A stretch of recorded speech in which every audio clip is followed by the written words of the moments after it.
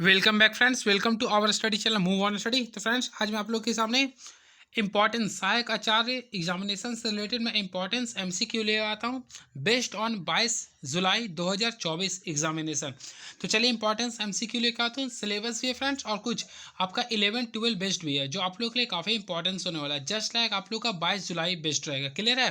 तो चलिए बिना टाइम वेस्ट किए मैं स्टार्ट करता हूँ। आप लोग के लिए काफ़ी महत्वपूर्ण है ये। तो चलिए स्टार्ट करते हैं। First of all question is now SI unit of surface density of charges.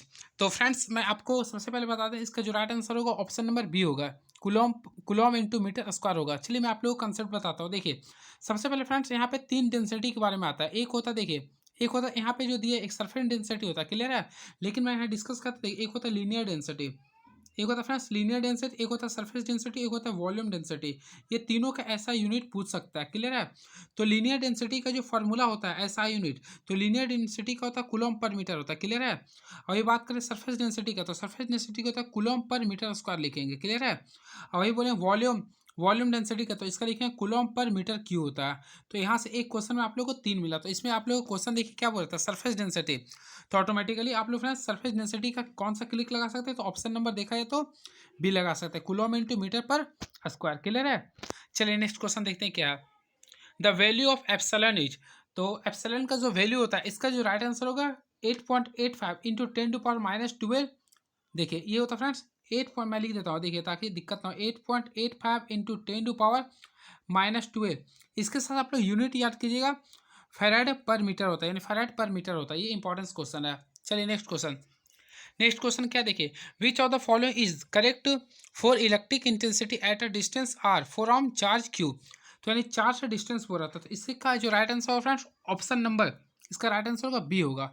1/4 pi epsilon into Q by R square होगा, जिससे फ्रेंड्स 1/4 पाई एप्सिलॉन का जो वैल्यू होता है याद कर लीजिए, क्वेश्चन पूछ सकता है। 9 इंटू 10⁻9 होता है, न्यूटन मीटर स्क्वायर होता है। क्लियर है? चलिए नेक्स्ट क्वेश्चन।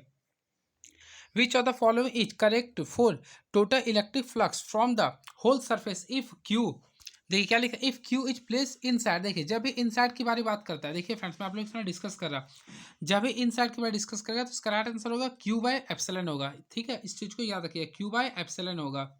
तो right answer option number B हो गया।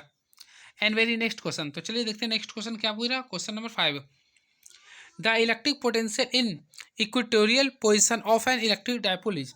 तो फ्रेंड्स का राइट आंसर अगर आप लोग बनाएंगे तो राइट आंसर क्या आएगा, जीरो आएगा। क्या आएगा फ्रेंड्स, ऑप्शन नंबर डी आएगा, यानी कि जीरो आएगा। And very next question, sum of charge on collecting plates and conducting plates of a charge capacitor is. तो ये भी काफ़ी इजी क्वेश्चन है। तो प्लेट के बारे में देखा, तो कैपेसिटर का हम लोग जानते हैं, देखिए प्लेट होता है इस सर फ्रेंड्स, अगर आप लोग प्लस चार्ज रखते हैं, देखिए प्लस चार्ज है तो आप लोग को इस साइड माइनस चार्ज रखना पड़ेगा। अगर दोनों को सम कीजिए क्या आएगा, जीरो आएगा। तो राइट आंसर क्या होगा, ऑप्शन नंबर जीरो, यानी कि जीरो कहीं है, option number A is the right answer. And very next question, dimensional of charge is. तो सिंपल वे में आप लोग लिख सकते हैं डायमेंशन ऑफ चार्ज क्या होता है, एटी होता है, एटी लिख सकते हैं, या फिर एटी भी लिख सकते हैं, या फिर आईटी भी लिख सकते हैं। ये होता है चार्ज का ऐसा यूनिट होता है। क्लियर है? And very next question, which of the following quantity है यूनिट वोल्ट पर मीटर। तो फ्रेंड्स हम लोग ऑप्शन से खेल लेते हैं ताकि आप लोगों को समझ में आए। सबसे पहले आता है इलेक्ट्रिक फ्लक्स का। तो फ्रेंड्स इलेक्ट्रिक फ्लक्स का ऐसा यूनिट क्या होता है, आप लोग ऑलरेडी पढ़े होंगे, क्या होता है, वोल्ट मीटर होता है। क्या होता है, ये वोल्ट मीटर होता है। क्लियर है? बात करते हैं इलेक्ट्रिक पोटेंशियल का, तो इलेक्ट्रिक पोटेंशियल का केवल वोल्ट होता है। बात करें इलेक्ट्रिक कैपेसिटी का, तो इसका तो फ्रेंड्स फैराड होता है। क्लियर है? अब बात वही करते हैं इलेक्ट्रिक फील्ड का, तो इलेक्ट्रिक फील्ड का जो ऐसा यूनिट होता है वोल्ट पर मीटर होता है, वोल्ट पर मीटर होता है। इसे हम लोग न्यूटन पर मीटर भी कहते हैं। तो ऑप्शन के according option number D is the right answer. And very next question, the unit of relative permeability. तो फ्रेंड्स ये क्वेश्चन पॉसिबिलिटी आ सकता है। तो यूनिट बोला रिलेटिव परमेबिलिटी का, तो मैं आप लोग को बताना चाहता हूँ। देखिए यूनिट ऑफ रिलेटिव परमेबिलिटी को लोग लिखते हैं ई आर। तो ई आर का जो फार्मूला होता है, देखिए E M by E naught होता है, जहाँ फ्रेंड्स ई एम को बोलते हैं relative of medium, relative permeability of medium, और ई नॉट को बोलते हैं relative permeability of free space. तो दोनों का अगर देखा है तो जीरो आ जाएगा। क्या आ जाएगा, जीरो आ जाएगा, यानी कि नन ऑफ दीज आ जाएगा। क्लियर है? इसका नो यूनिट होता है, तो यानी राइट आंसर हो गया none of these.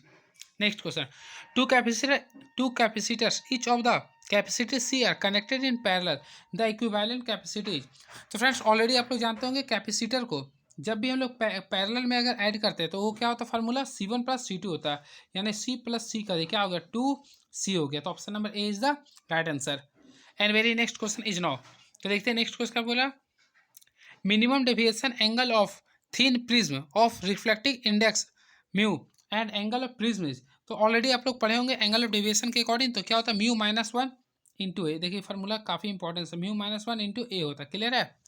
And very next question, the solar spectrum is. तो फ्रेंड्स का राइट आंसर होगा सिंपल में, आप लोग जानते हो क्या होता है सोलर स्पेक्ट्रम जो होता है वह कंटिन्यूअस होता है। क्या होता है? कंटिन्यूअस होता है।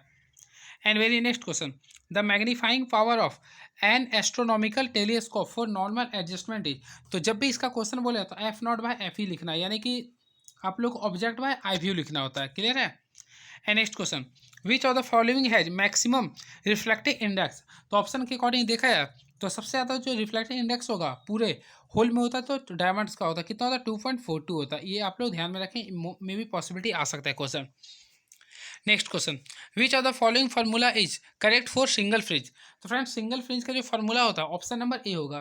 देखिए मैं लिख देता हूँ, बीटा इजकल टू क्या होता है, आप लोग पढ़े होंगे already, D lambda by D होता है, यानी option number A is the right answer. And very next question, one light year is equal to. Simple question था ये फ्रेंड्स, तो इसका राइट आंसर क्या होगा 9.46 इंटू 10⁻15 मीटर होता है। क्लियर है। इसे आप लोग निकाल भी सकते हैं, तो इसका निकालने के लिए फॉर्मूला आप लोग जानते हैं क्या करना है। देखिए अगर स्पीड ऑफ लाइट क्या होता है 3 इंटू 10⁸ मीटर पर सेकंड होता है। इसको आप लोग क्या कीजिए 1 ईयर में 365 दिन होता है, फिर 1 आवर में 24 आवर होता है, आप ही कितना सेकंड हो 3600। तो इसे सॉल्व कीजिए तो option number A is the right answer आ जाएगा। And next question, which of the following is correct lens maker formula. तो फ्रेंड्स लेंस मेकर फार्मूला के बारे में बोला कौन सा करेक्ट होगा, तो ऑप्शन के अकॉर्डिंग देखें तो option number A is the right answer, क्योंकि आप लोग ऑलरेडी पढ़े होंगे क्या होता है μ2/μ1 -1 इंटू R1/1/R1 - R2 होता है। तो option number A is the right answer. Next question, which of the following is correct for reflecting index of water. तो friends reflecting index of water का होता है 1.33 होता है, इसे आप लोग नोट कर लीजिएगा 1.33 होता है रिफ्लेक्टिंग इंडेक्स ऑफ वाटर का होता है। क्लियर है। वही बात करते हैं 1, तो 1 होता है फ्रेंड्स, याद रखिएगा आप लोग कमेंट बॉक्स में लिखिए 1 किसका होता है। और 2.42 में डिस्कस कर दिया था डायमंड्स का होता है। Least distance of distance vision for normal eye. तो क्लास 10th का क्वेश्चन था फ्रेंड्स, का राइट आंसर होगा 25 सेंटीमीटर हो जाए, ये लिस्ट डिस्टेंस होता है। एंड वेरी नेक्स्ट क्वेश्चन क्या लिखा देखिए, which of the following is Kosi यानी कुशी इक्वेशन। तो कुशी इक्वेशन अगर देखा जाए तो ऑप्शन के अकॉर्डिंग, तो ऑप्शन के अकॉर्डिंग कुशी इक्वेशन जो होगी ऑप्शन नंबर सी हो गया। यानी कि देखिए इसका इक्वेशन होता है, मैं लिख देता हूँ a+b/λ का स्क्वायर होता है, ये आप लोग नोट कर लीजिए। Very next question, which of the following correct for intensity of scattered light and wavelength of light. तो ये क्वेश्चन फ्रेंड्स पूछा गया क्वेश्चन, तो इसका राइट आंसर होगा लैम्डा इंटू, देखिए मैं लिख देता हूँ lambda equal to 1 sorry I, देखिए ऑप्शन नंबर डी होगा। क्लियर है। And very next question, which of the following does not change with the change of medium of the light. यानी कि लाइट ऑफ चेंज किसके अनुसार नहीं होता। हिंदी क्या लिख रहा है देखिए, कौन प्रकाश के माध्यम के बदलने से नहीं बदलता। तो सिंपल क्वेश्चन था फ्रेंड्स, देखिए फ्रीक्वेंसी विल नेवर चेंज, तो राइट आंसर क्या होगा frequency. And next question, which of the following relation is correct. तो इसमें रिलेशन को बोला कौन सा करेक्ट होगा, तो ऑप्शन के अकॉर्डिंग देखा जाए तो फ्रेंड्स आप लोगों को ऑलरेडी मैं बताया था पिछले वीडियो में भी, फेज माइनस, देखिए इसका right answer phase minus difference होता है 2π/λ इंटू पथ डिफरेंस होता है। And very next question is now, देखते हैं क्या लिख रहा, विच of the following is correct for destructive interference. तो फ्रेंड्स आप लोग ऑलरेडी पढ़े होंगे इंटरफ्रेंस क्या होता है, तो when two waves are meet together redistribution of energy takes place, this phenomenon is called as interference होता है। तो अगर आप लोग को बोले डिस्ट्रक्टिव का बोलेगा तो इसमें हमेशा ऑड होना चाहिए, डिस्ट्रक्टिव में क्या होता है ऑड होता है, और एक कंस्ट्रक्टिव का बोलता है ना तो इवेन होना चाहिए। तो ऑप्शन के अकॉर्डिंग देखा जाए तो देखिए ये तो इवेन हो गया, लेकिन अगर ऑप्शन नंबर अगर 20 देखते हैं तो आप लोग कुछ भी वैल्यू पुट कीजिए इसमें हमेशा आएगा ऑड आएगा, इसलिए क्या होगा option number 20 the right answer. मान लीजिए फ्रेंड्स 2n+1 है और यहाँ पे क्या है पाई है, मान लीजिए किसके पे 1 हम लोग पुट करते हैं, देखिए 3π आ गया, तो ये क्या ऑड है। 5 भी पुट किया तो 5 2 जा 10 और 1 11π आ गया, तो ये भी क्या ऑड आ गया। तो ऑड जिसमें हमें साथ उसको बोलते हैं destructive interference. And very next question, which of the following is the main cause for colour of light. तो कलर ऑफ लाइट का जो मेन कॉज होता है यानी कारण जो होता है वह होता है वेवलेंथ। क्या होता है फ्रेंड्स, वेवलेंथ होता है। क्लियर है, इस चीज को याद रखिएगा, जिसका वेवलेंथ ज्यादा होता है उसका कलर रेड होता है, जिसका कम होता है उसका कलर होता है वॉयलेट होता है, या ब्लू लिख सकते हैं। देखिए फ्रेंड्स इस टाइप का क्वेश्चन आप लोगों का पेपर में पूछा हुआ था 22 तारीख को। क्लियर है, इसलिए मैं आप लोगों के सामने पूरा सिलेबस के साथ साथ कुछ मेन जो पेपर यानी जनरल पेपर के भी कुछ कंसेप्ट दे रहा हूँ। क्लियर है, इसलिए इंपॉर्टेंस हो रही है। विच of the following is chargeless, यानी फ्रेंड्स इसमें कौन चार्जलेस होता है। तो ऑप्शन के अकॉर्डिंग अगर देखा जाए तो आप लोगों को परसेंट बैंड लगाना है। देखिए अल्फा रे फिर चार्ज होता है, बीटा भी होता है, प्रोटॉन भी होता है, तो लेकिन ये जो होता है फोटोन पार्टिकल होता है ये चार्जलेस होता है, यानी option number C is the right answer होगा। And next question, which of the following is measure in electric volt, यानी किसी इलेक्ट्रिक वोल्ट में हम लोग मेजर करते हैं। तो ये काफ़ी इजी क्वेश्चन हम लोग बोलेंगे।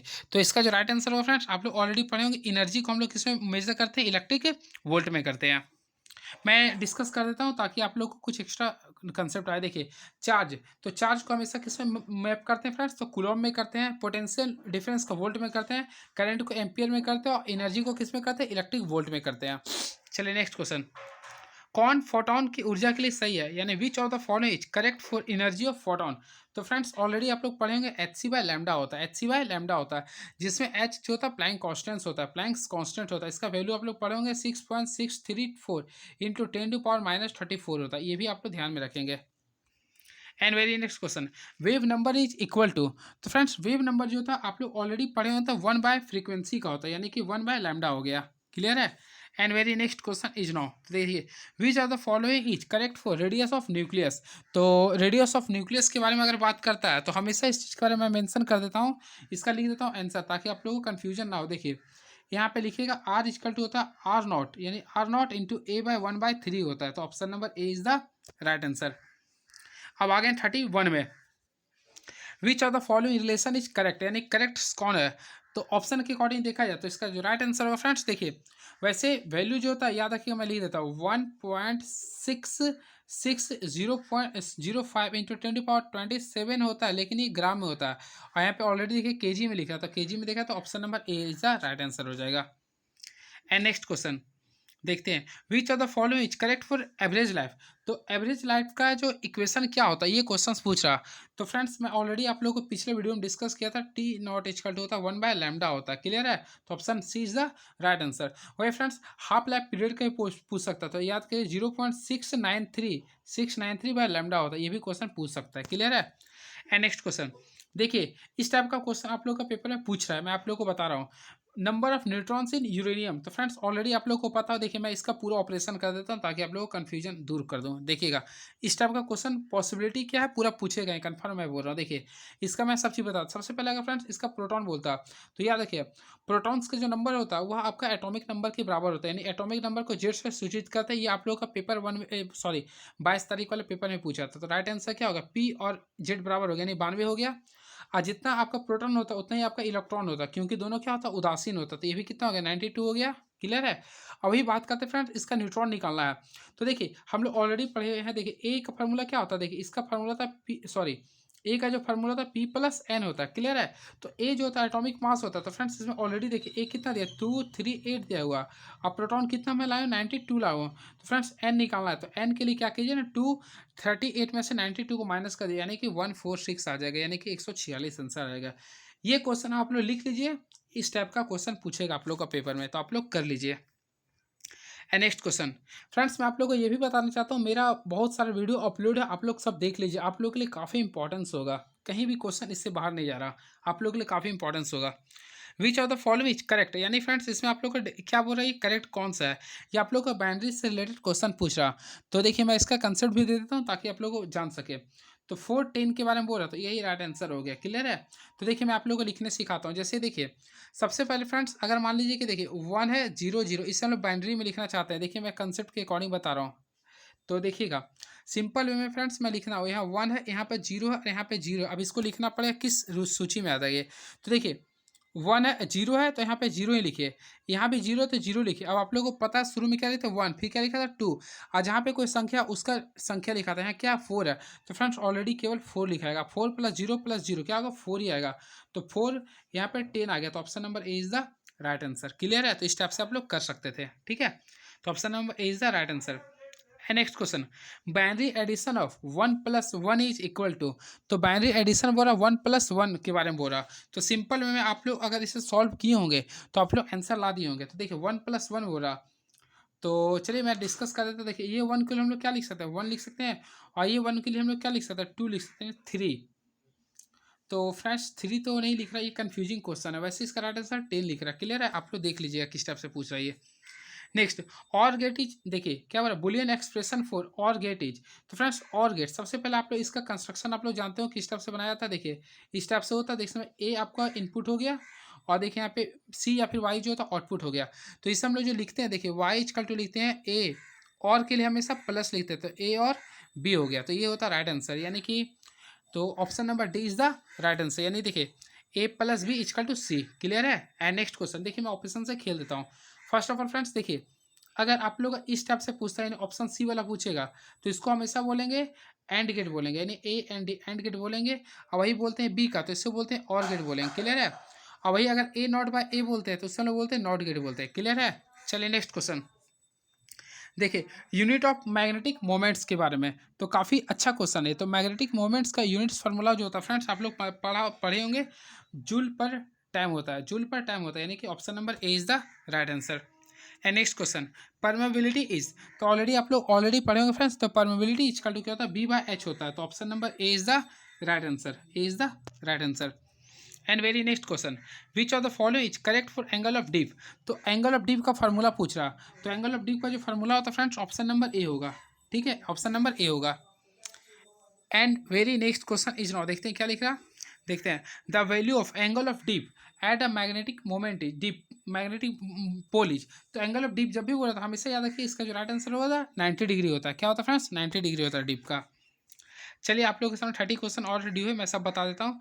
The relation between geometrical length of a magnetic and it's magnetic length is. तो फ्रेंड्स का राइट आंसर होगा option number A is the right answer. And very next question, permeability of free space mu naught is. तो इसे अगर आप लोग solve किए होंगे या फिर आप लोग पढ़े होंगे, तो इसका राइट आंसर क्या होता है, 4 पाई इंटू 10⁻⁷ HM आता है, H पर M। निर्वात में चुंबकीय प्रवृत्ति क्या होता है, यानी मैग्नेटिक सक्सेबिलिटी इन वैक्यूम एज। तो काफ़ी इजी क्वेश्चन है ये, तो फ्रेंड्स आप लोग ऑलरेडी पढ़े, सॉरी वैक्यूम में क्या होता है, जीरो होता है, तो already option number A is the right answer. The speed of electromagnetic wave in vacuum as. तो इसका राइट आंसर क्या होगा, ऑप्शन नंबर ए होगा। ऑलरेडी मैं ये सब डिस्कस कर चुका हूँ। इसका वैल्यू क्या होता है, 3 × 10⁸ मीटर पर सेकेंड स्क्वायर होता है, सॉरी मीटर पर सेकेंड होता है। एंड नेक्स्ट क्वेश्चन, देखिए the value of wavelength of X ray is. तो देखिए एक्सरे का अगर वेवलेंथ निकालते हैं, तो हमेशा याद रखें अबाउट 10⁻⁷ मीटर के लगभग में होता है ये क्वेश्चन सर। क्लियर है। And next question, the wavelength of propagation of electromagnetic wave is. तो देखिए आप लोग ऑलरेडी पढ़े होंगे फ्रेंड्स, ये जो होता है आप लोग का परपेंडिकुलर होता है, देखिए इस टाइप से ही चलते रहता है ये। क्लियर है। और यहाँ पे भी ये इस टाइप से आप लोग को पढ़े होंगे, चलते रहता है, ये परपेंडिकुलर होता है। तो सिंपल होगा, लिखिएगा parallel to E cross B होगा, ई क्रॉस बी होगा, यानी कि 46 का जो राइट आंसर होगा ऑप्शन नंबर डी हो जाएगा। Next question, the value of charge of an electron is, यानी एक इलेक्ट्रॉन का चार्ज क्या होता था, ऑलरेडी पढ़े होंगे 1.6 × 10⁻⁻19 कूलम होता है, यानी option number B is the right answer. Clear है। आई होप आप लोग को पूरा क्लियर हो रहा होगा। तो फ्रेंड्स अगर नेक्स्ट वीडियो में आता, सॉरी नेक्स्ट देखता हूँ क्या, डायमेंशनल ऑफ प्लैंक कॉन्स्टेंट। तो friends dimensional of Planck constant जो होता है आप लोग को मैं डिस्कस किया था पिछले वीडियो में, एम, देखिए इसका लिख देता हूँ ml² और t-1 होता है। नेक्स्ट क्वेश्चन, कौन सही है।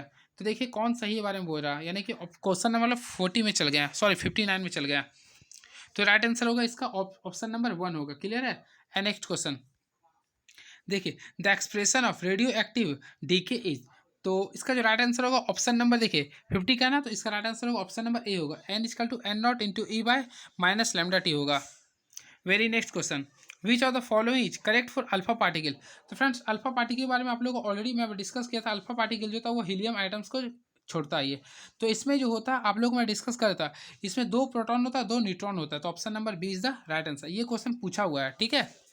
चलिए next question, angular momentum of electron in possible orbit is.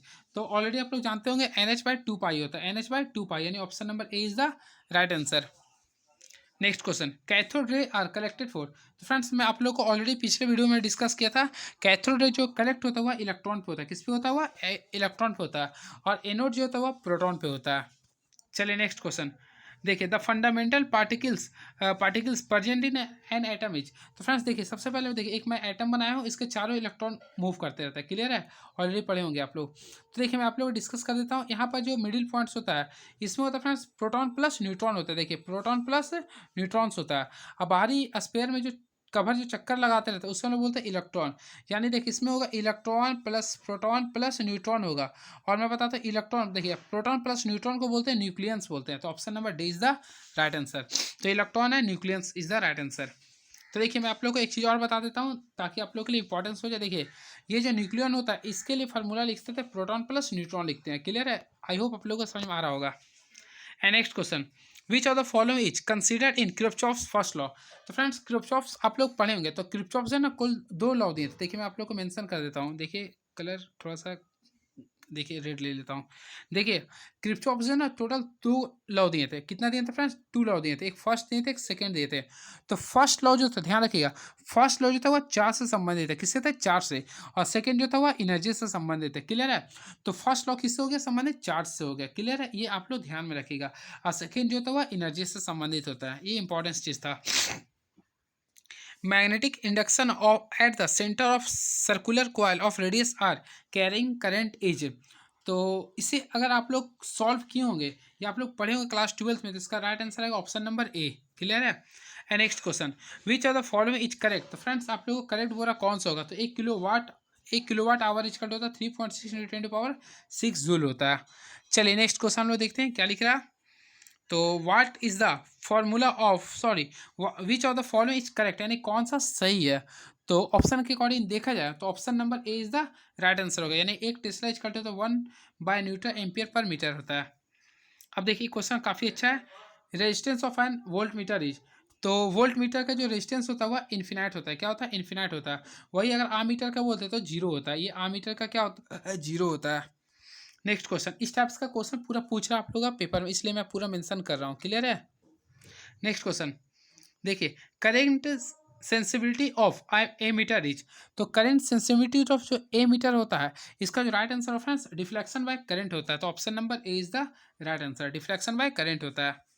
And very next question, the SI unit of self induction is. तो फ्रेंड्स बात करते हैं सेल्फ इंडक्शन का या फिर म्यूचुअल इंडक्शन का, तो इसका राइट आंसर होता है हेनरी होता है। क्या होता है? हेनरी होता है। चलिए डिस्कस करते हैं। कुलॉम। तो कुलॉम किसका होता है? विद्युत आवेश का, यानी कि चार्ज का होता है। ओम किसका होता है? रेजिस्टेंस का होता है। वोल्ट किसका होता है? इलेक्ट्रिक वोल्ट का भी लिख सकते हैं या फिर पोटेंशियल डिफरेंस का भी लिख सकते हैं। Very next question, which of the following is correct for alternating current. तो फ्रेंड्स से अगर आप लोग सॉल्व किए होंगे तो राइट आंसर आएगा, देखिए ऑप्शन नंबर ए आएगा। क्लियर है? एंड नेक्स्ट क्वेश्चन देखते हैं, विच of the following is correct for inductive resistance. तो इंडक्टिव रेजिस्टेंस का भी अगर सॉल्व किए करेंगे तो इसका राइट आंसर है ऑप्शन नंबर ए आएगा। मैं पिछले वीडियो में पूरा का पूरा मेंशन किया हूँ। अभी टाइम नहीं होने की वजह से मैं आप लोगों को शॉर्ट वीडियो केवल दे रहा हूँ। फिर भी आप लोग का ये जितना 70 क्वेश्चन बताओ इसमें से कहीं ना कहीं क्वेश्चन आएगा, आप लोग पढ़ लीजिएगा। 64। तो इसका जो राइट आंसर होगा देखिए क्या लिख रहा, the capacity resistance AC and alternating current circuit containing capacitor. तो एक्सी का क्या होता है? W/C होता है। मैं पिछले वीडियो में पूरा डिस्कस किया था, तो आप लोग ऑलरेडी देखे होंगे। नेक्स्ट क्वेश्चन, L-R परिपथ, sorry, impedance of LR circuit is. तो LCR सर्किट पढ़ोगे ना तो वहाँ से क्वेश्चन पूछा ये। तो राइट आंसर क्या होगा? Z = √R² प्लस ω/L² होता है। And very next question is now, peak value of 220 volt in alternating current is. तो फ्रेंड्स आप लोगों को कुछ भी नहीं करना, आप लोग इसका फॉर्मूला पढ़े थे। क्या होता है? 220 कर दिए इंटू √2 से मल्टीप्लाई कर दीजिए। तो option number B is the right answer. Friends ये भी क्वेश्चन पूछा है किस टाइप से, ये टाइप का क्वेश्चन पूछ रहा है। क्लियर है? इसलिए मैं मेंशन कर रहा हूँ। Next question, magnetic energy in current carrying conductor is. तो इसका जो राइट आंसर होगा 67 का ऑप्शन नंबर सी होगा, यानी कि देखिए ½ Li²। Very next question, force of A current carrying conductor in a magnetic field is. तो मैग्नेटिक फील्ड पे जो करंट जो फोर्स जो लगता है उसका जो होता है right answer friends option number C होगा, B×I/A। चलिए next question, which of the following is correct for expression of electric power. तो इलेक्ट्रिक पावर का फॉर्मूला आप लोग देखिए, हम लोग क्या लिखते हैं? पीच का क्या होता है? देखिए H/T लिख सकते हैं, H/T लिख सकते हैं। अब H का फॉर्मूला क्या होता है? लिख सकते हैं I² R लिखते हैं फ्रेंड्स, I²RT यहाँ T लिखेंगे। क्लियर? अब देखिए T कैंसिल हो गया, तो ऑलरेडी आप लोग देख सकते हैं क्या बचा? I² R लिख रहा, तो ऑप्शन है नहीं है। तो देखिए हम लोग पढ़े बीच का क्या होता है? I R होता है। क्लियर है? तो ये I इसको हम लोग लिख सकते हैं I कर दीजिए, और यहाँ पे ये R है। क्लियर है? अब फ्रेंड्स क्या कीजिए, देखिए ये जो IR यहाँ पे कर दीजिए भी, यहाँ पे है तो VI भी आप लोग कर सकते हैं। और अगर कुछ जानना है तो देखिए आप लोग क्या कीजिए, ये जो I है तो I को हम लोग तोड़ के अगर लिखना चाहते हैं तो क्या लिखें? R/V लिखेंगे, R/V भी, आर बाय भी नहीं होगा, सॉरी। अगर आई का वैल्यू निकालना चाहते हैं फ्रेंड्स, सॉरी भी का वैल्यू ये हो गया आई, तो इसका अगर आप लोग सॉल्व कीजिए ना तो वी स्क्वायर बाई आर आ जाएगा, ठीक है, वी स्क्वायर बाई आर आ जाएगा। अगर आप लोग मेंशन किए होंगे, नहीं ये भी नहीं आएगा, वी स्क्वायर बाई आर आ जाएगा, क्या आ जाएगा, वी स्क्वायर बाई आर आ जाएगा। तो option number C is the right answer. देखिए next question, the resolving power of human eye is. तो फ्रेंड्स देखिए, मानव नेत्र के लिए विभेदन क्षमता जो मिनट में होता है, देखिए यहाँ मिनट में बोल रही है, तो मिनट में जो होती है वो हमेशा याद रखिए 1 मिनट होती है, क्या होती है, 1 मिनट होती है। तो ये क्वेश्चन था आप लोग का total 70 question MCQ based on Jharkhand सहायक आचार्य प्रतियोगिता एग्जामिनेशन। और फ्रेंड्स आप लोग हमारे पिछले वीडियो पूरा देख लीजिए, मैं पूरा का पूरा क्वेश्चन बताया हूँ, सिलेबस भी है और सिलेबस भी है, आप लोग यहाँ से क्वेश्चन एक भी बाहर नहीं जाएगा। तो आप लोग हमारे चैनल से जुड़े हुए, चलिए थैंक यू सो मच।